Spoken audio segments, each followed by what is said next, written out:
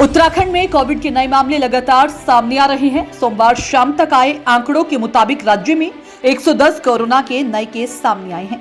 सबसे ज्यादा मामले राजधानी देहरादून से आए हैं, जहां पिछले 24 घंटों में 48 नए केस दर्ज किए गए हैं। इसको लेकर दून अस्पताल की मुख्य चिकित्सा अधिकारी डॉक्टर यूसुफ रिजवी ने कहा, 300 म्यूटेशन की वजह से नया वेरिएंट थोड़ा ज्यादा खतरनाक है, जिसकी वजह से पिछले 2-3 महीनों में राज्य में कोरोना के मामले ज्यादा आ रहे हैं।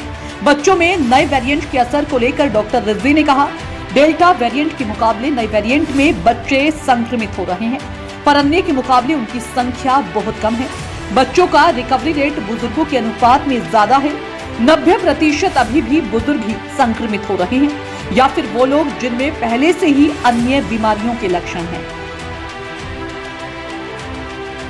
छोटे बच्चों के लिए जो वायरस है ये बहुत ही घातक बताया जा रहा है, क्या? देखिए, अभी तक जो कोविड था, जो पिछली वेव में आया था, जिसको डेल्टा वेव कहते थे, उसने बच्चों को बहुत ज़्यादा प्रभावित नहीं किया था और आम तौर पे ये बड़े बुजुर्ग लोगों को ही प्रभावित कर रहा था, जिसमें कोमॉर्बिडिटीज़ होती थी, उनको ज़्यादा कर रहा था, जैसे डायबिटीज़ या हाइपरटेंशन के लोगों को।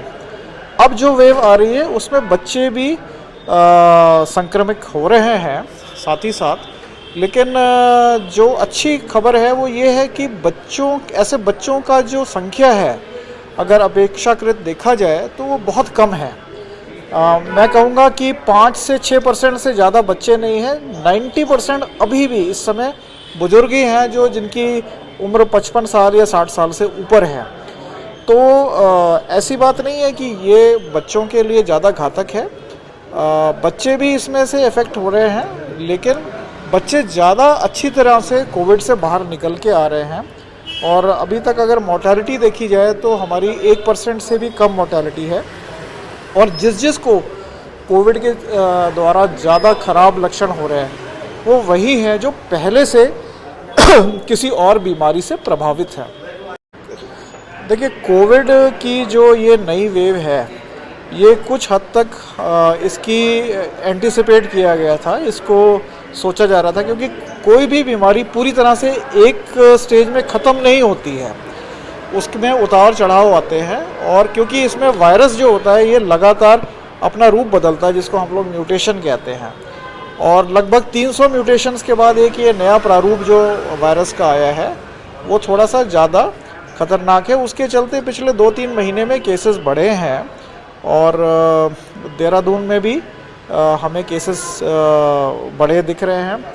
आज की डेट में लगभग 11 मरीज़ जो है वो संक्रमित हमारे यहाँ एडमिटेड हैं कोविड के, और हमने अलग से एक 25 बेड्स का वार्ड यहाँ पर किया है।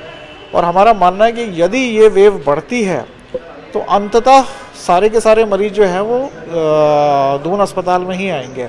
तो उसका हमने प्रबंधन किया। लगभग आने वाले समय में यदि वेव बढ़ती है तो 100 मरीजों का हम आराम से यहाँ पर इलाज कर सकते हैं। हमारे पास ऑक्सीजन की पर्याप्त मात्रा है, हमारे पास बेड्स की कमी नहीं है, हमारे पास प्रशिक्षित जो चिकित्सक हैं कोविड में, जिनको पिछले 2 सालों का अनुभव है, वो हमारे पास है।